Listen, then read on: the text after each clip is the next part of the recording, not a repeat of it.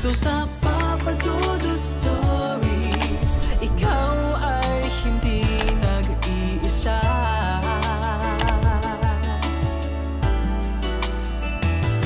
Dito sa Papa Dudut Stories, may nagmamahal sa'yo. Papa Dudut Stories. Papa Dudut Stories. Sa lahat po ng mga nakatutok ngayon, huwag pong kalimutan mag-like, mag-share at mag-subscribe. Maraming salamat po sa inyong lahat. Totoo ba ang multo? Kung totoo sila, ano bang klase silang mga nilalang? Talaga bang mga kaluluwa sila ng mga yumaong tao? O baka sila ay masasamang espiritu na ginagaya lamang ang itsura ng mga yumao? At pag namatay ba ang isang tao ay saan mapupunta ang kaluluwa niya pagkatapos? Totoo bang may afterlife o purgatorio? Yan ang mga katanungang bumabagabag sa akin noon, Papa Dudut. Sa totoo lang ay hindi ako naniniwala talaga sa mga multo dahil hindi masagot ang aking mga katanungan. Bukod sa hindi ko pa na-experience noon na makakita ng multo. Pero magbabago ang lahat. Dahil sa akin naging ghost encounter na kailanman ay hindi ko makakalimutan. Papa Dudut, ako po si Kim Soon, 45 years old sa ngayon at isa ko sa mga loyal listeners mo dito sa Senga Street, Kalumpang, Marikina City. Nag-work ako bilang isang senior marketing specialist sa isang malaking kumpanya ng mga beverages. Bakla ako at hindi ko kinakahiya ito. Sa katunayan ay hayagan din ako mang-pick up ng lalaki sa kalye o kahit saang lugar na may matipuhan ako. Kung tutuusin ay nagawa ko ng halos lahat ng sexual escapade na magagawa ng isang homosexual. Sa sine, sa truck, sa pabrika, sa CR ng eroplano. The list could go on and on. Ngunit may isang partikular na pangyayari sa gitna ng aking escapade ang nagbigay sa akin ng matinding impact na nagmulat sa akin sa kapahamakang hatid ng aking gawaing ito. At hindi ko inaasahan sa pamamagitan pa ng pagpaparamdam ng isang multo. Naganap po ito maraming taon na ang nakakaraan noong isa pa lamang akong college student during late 90s. Nangyari ito sa isang CR sa mall. Nagkatinginan kami ng isang lalaki. Yun yung tinginan na may hatid na mensaheng hindi na kailangan ng mahabang paliwanagan. Kinutuban kaagad ako ng maganda. Guwapo ang lalaki, may magandang pangangatawan. Pansin ko din ang maporma niyang pananamit. Paglabas namin ng CR sabay na kaming naglalakad sa lobby ng mall at muli kami nagkatinginan. Sinamantala ko na ang pagkakataon. Hi, pagbati ko sa kanya. I'm Kim Soon, commerce student. I hope okay lang sa'yo na makipagkaibigan ako sa'yo. Pagpapakilala ko sa kanya. I'm Danny, sagot naman niya sa akin. But of course, I was not really paying attention on it. Alam ko namang hindi yun ang totoo niyang pangalan. Bago lang ako dito sa Maynila kaya medyo naninibago pa ako. But I'm interested na makipagkaibigan dito. Pagpapatuloy pa ni Danny. Taga saang province ka ba? Usisa ko. Cebu, sagot naman niya. Natuwa naman ako. Magkababayan pala tayo kung ganun. Taga Cebu din ang mga parents ko pero dito na ako lumaki sa Quezon City. Talaga? Nice to hear that.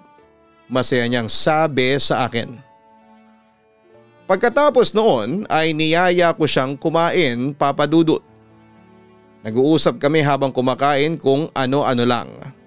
Then niyaya ko siyang manood ng sine sa gitna ng dilim ay gumapang ang kamay ko sa pagitan ng kanyang hita. Hindi naman siya pumalag. Anong tuwa ko, alam kong siniswerte na ako. Hindi na namin tinapos ang sine at nagaya kaagad na umalis ako. Sumakay kami ng taxi at ilang saglit pa ay nasa isang motel na kami sa Caloocan. Hindi ko nababanggitin kung anong motel pero kilala siya. Sa short time room lamang kami nagtungo. Ilang minuto lang naman ang gagawin namin. Yung room na ibinigay ay may kama at di aircon yon at may sariling banyo. Maayos at malinis naman. Normally kapag ganito ay dire-diretso na akong makipag-sex sa lalaking kasama ko. Pero nag-request si Danny na mag-shower lang muna. Pumayag naman ako, Papa Dudut. Sa isip-isip ko ay mas mainam nga ng mas malinis. Pumasok na siya sa CR. Narinig kong lumalagaslas ang tubig doon, ako naman ay unti-unti nang naghubad ng aking polo habang nakaupo sa kama patalikod sa headboard. Maya-maya may naramdaman ako mula sa aking likuran. Parang may humahatak ng kobre kama. Nilingon ko yon at nakarinig na ako ng pag-ungol. Nakakapanghilabot ng pag-ungol. Muli akong napalingon sa aking likuran at doon ay kitang-kita ko ang multo ng isang lalaki na nakahandusay siya sa kama. Duguan, humihingi ng tulong, umuungol at takot na takot ako. Nakatitig ang kanyang mga mata sa akin, mga matang may galit at lungkot. Mga matang may galit na talaga namang hindi ko makakalimutan. Bumubuka-buka ang kanyang bibig na animoy may mensaheng ibig iparating ngunit hindi ko maintindihan. Napalakad ako paatras hanggang sa mapasandal ako sa may pinto. Hindi na ako nagdalawang isip na lumabas ng kwarto. Ni hindi ko na naalalang may kasama ako. Ni mga gamit ko ay naiwan ko na sa loob ng room na yon. Noon lang ako minulto sa tanang buhay ko, Papa Dudut. Nagtatakbo ako paalis without paying the room. Nang makauwi ako sa amin ay saka ko na lang naalala ang mga naiwan ko.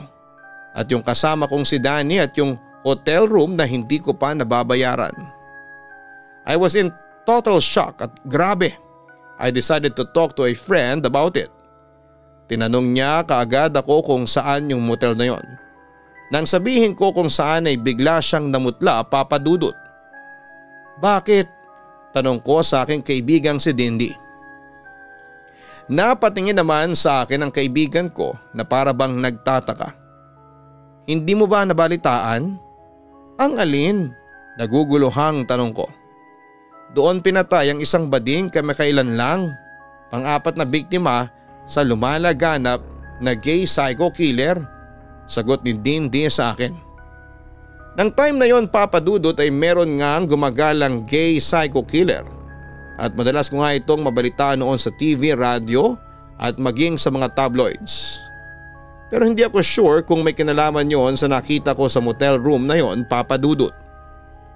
Inagilap naman ni Dindy yung dyaryo kung saan niya nabasa ang istorya tungkol sa bading na naging biktima ng gay psycho killer.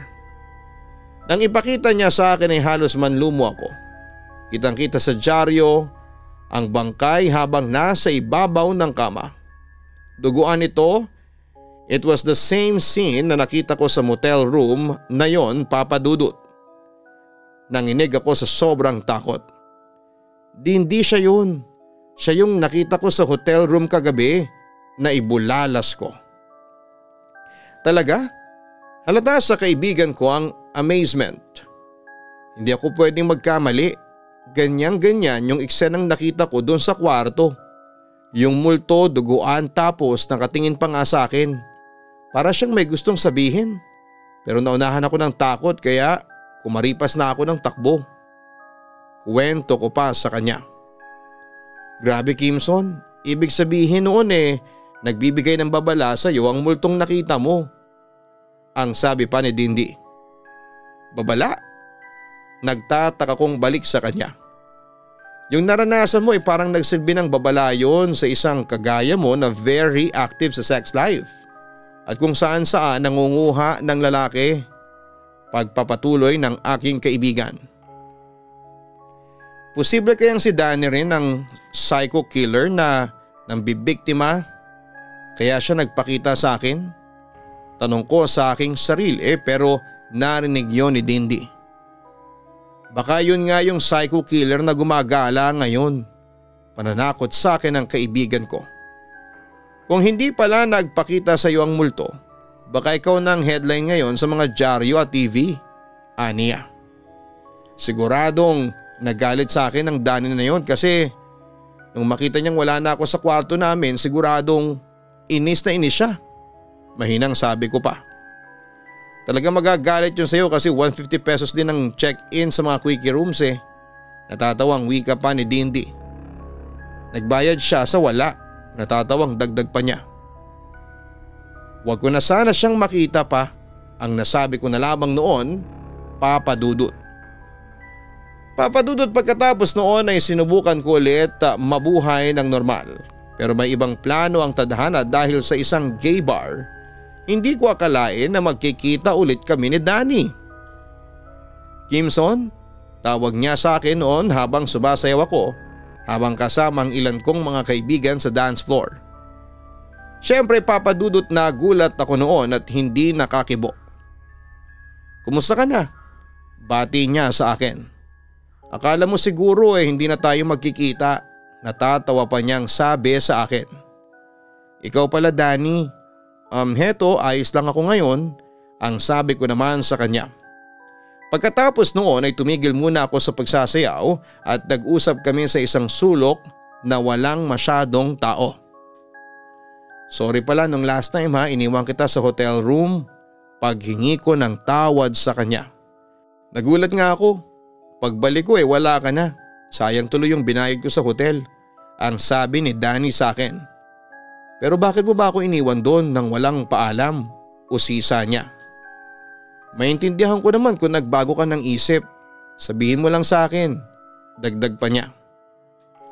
At that point ay nagdalawang isip talaga ako kung ipagtatapat ko sa kanya ang nakita ko. Kung sasabihin ko naman sa kanya ang totoo ay baka isipin niyang baliw ako. Kung hindi ko naman sasabihin ay magagalit naman siya sa akin. Sa huli nakaisip na lamang ako ng ibang alibay. Tama ka, that time kasi nagbago ang isip ko.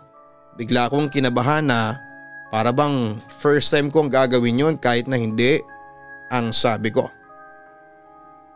Iniisip mo ba na baka ako yung gumagalang gay serial killer?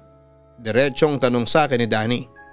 Yung mga titig niya ay para bang nakapako na sa akin habang hinihintay niya ang aking isasagot. Bakit, ikaw ba yung gay psycho killer na napapabalita sa TV at dyaryo?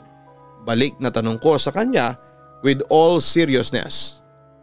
Pero nagulat ako nang bigla siyang natawa sa kabila ng seriousness ko. Of course not. Katulad mo din ako, natatakot din ako sa gumagalang killer na yon. I'm too hot and handsome para lang makatay at machap-chap, ang biro pa ni Danny. Natawa na lang din ako, Papa Dudut. Ewan ko ba. Pero biglang nawala yung kutob at agam-agam ko na siya yung gay psycho killer. Wala kasi sa itsura niya. Masyadong maamo ang kanyang mukha para lang maging isang mamamatay tao. Tara dun tayo sa dark room. Pag-aaya pa ni Danny sa akin.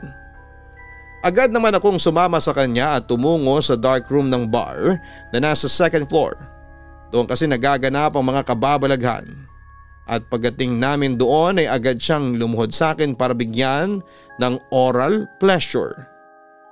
I-unbutton me sa aking pantalon. Pagkatapos ay simulan na niya ang kanyang business, Papa Dudut. That was the first time na pumayag akong magpaganon in public. May mga tumitingin sa akin pero dead ma lang kasi may kanya-kanya din silang pleasure na pinagkakaabalahan. Danny was a professional pleasure giver. Halos mapaungol ako sa saya ng mga oras na yon. Hindi nagtagal ay nakaraos ako at nakita kong si Danny na ay satisfied sa ginawa niya sa akin. Let's spend the night together. Sa place ko, suhestyon pa niya sa akin. Sure, sagot ko naman sa kanya habang nasasabik sa lalaking kaharap ko. Pagkatapos noon, Papa Dudut, ay agad ako nagpaalam sa mga kasama ko sa first floor Then sumakay kami ng taxi papunta sa kanyang place na medyo may kalayuan pala. Pero ayos lang dahil masarap naman ang kasama ko. Pero Papa Dudut, pagdating sa kanyang bahay ay nakaramdam ako ng something eerie. Yung tipong pagtapa ko pa lamang sa loob ay kinilabutan na ako mula ulo hanggang sa paa.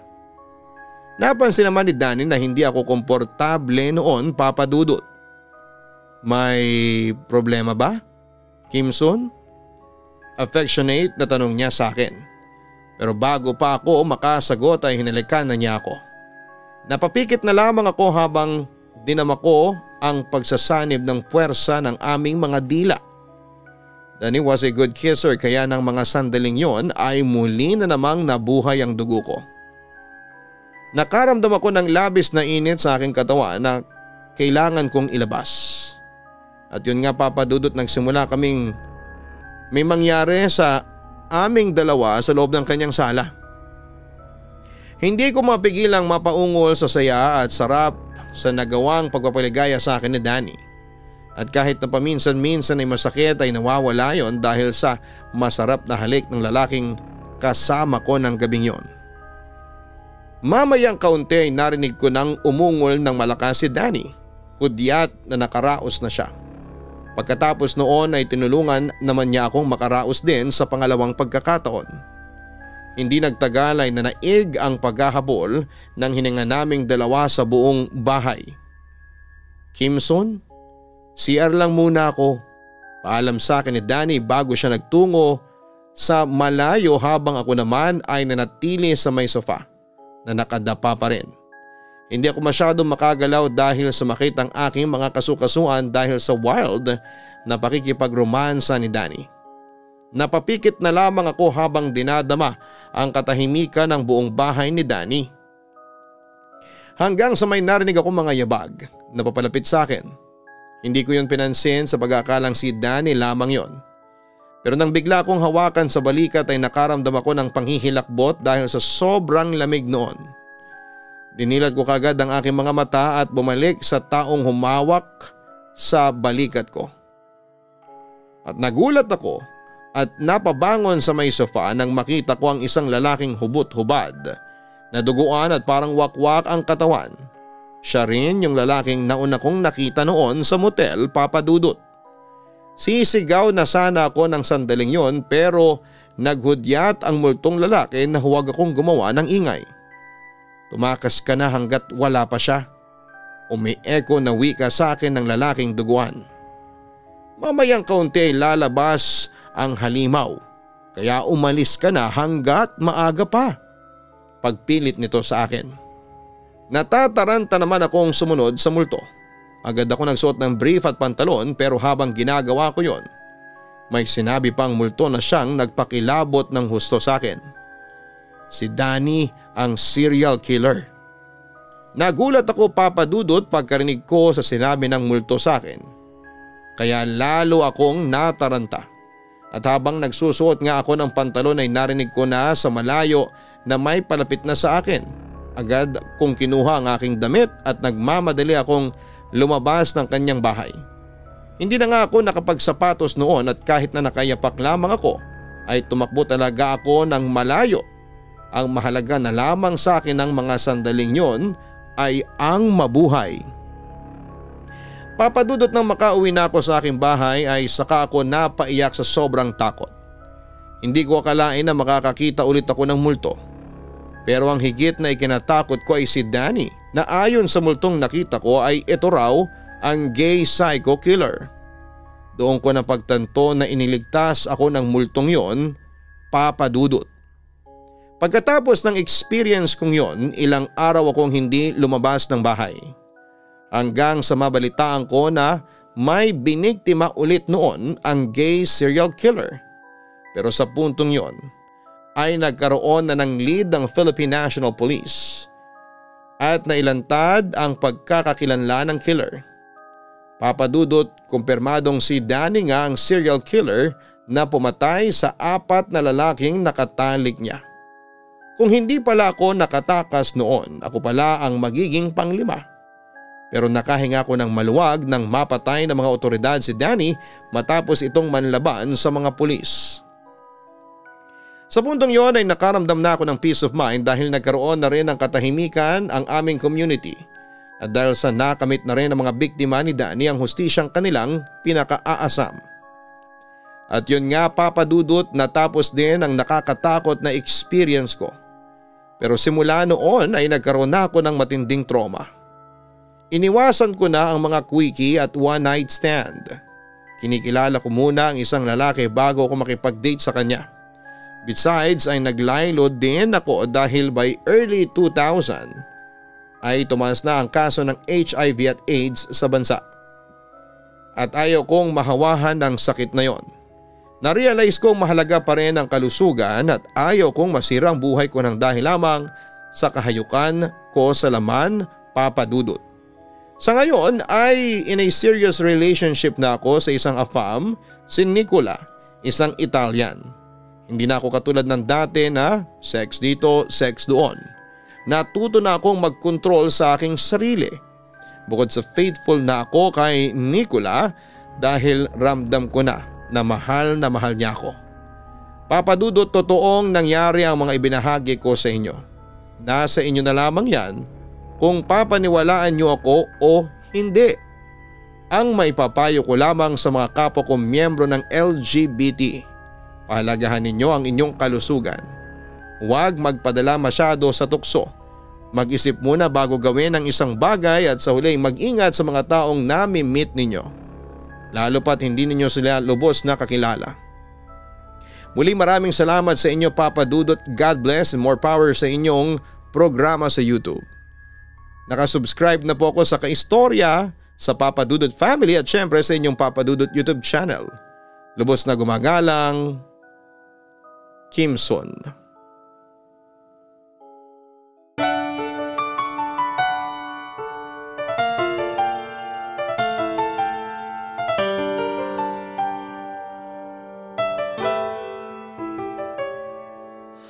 Ang buhay ay mahiwaga, laging may lungkot at saya. Sa Papa Dudut Stories, laging may karamay ka.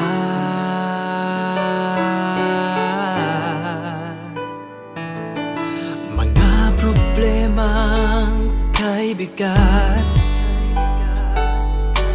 dito ay pakikinggan ka. Sa Papa Dudut Stories, kami ay iyong kasama. Dito sa Papa Dudut Stories, ikaw ay hindi nag-iisa.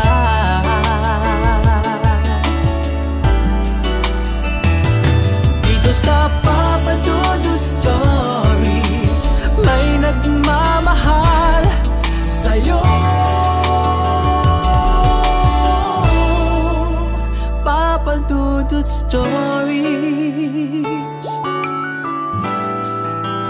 Papa Dudut Stories, Papa Dudut Stories.